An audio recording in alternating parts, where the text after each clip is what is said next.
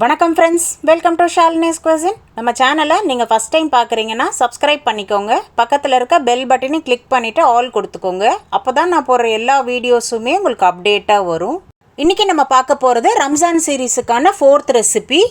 இஃப்தார் special நல்ல ஹெல்தியான high protein salad. இந்த சாலட் செய்கிறது ரொம்ப ஈஸியாகவே செஞ்சிடலாம்.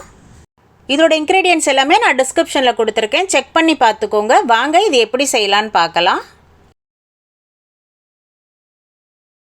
இப்போ முதல்ல நம்ம சாலடுக்கு தேவையான ட்ரெஸ்ஸிங் பண்ணிடலாம். 1 ஸ்பூன் தேங்காய் எண்ணெய்,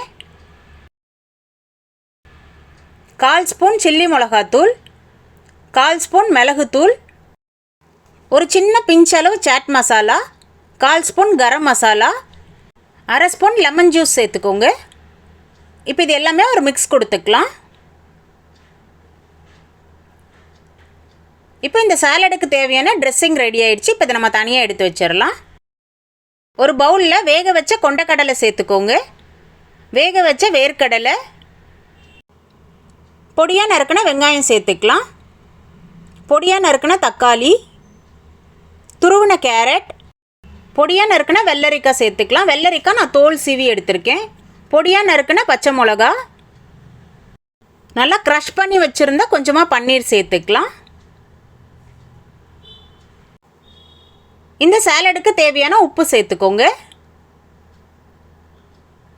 கொஞ்சமாக பொடியாக நறுக்குனா கொத்தமல்லி சேர்த்துக்கலாம். இப்போ நம்ம ரெடி பண்ணி வச்சுருந்தா சாலட் ட்ரெஸ்ஸிங்கை சேர்த்துக்கலாம்.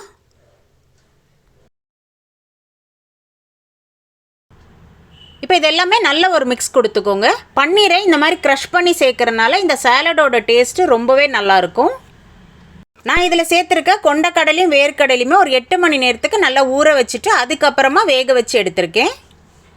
ஃபாஸ்டிங்லாம் இருக்கும்போது நல்லா ஹை ப்ரோட்டீன் இந்த மாதிரி சாலட் எடுத்துக்கிட்டால் ரொம்ப நேரத்துக்கு நம்மளுக்கு பசி இல்லாமல் நல்லா ஃபில்லிங்காகவே இருக்கும்.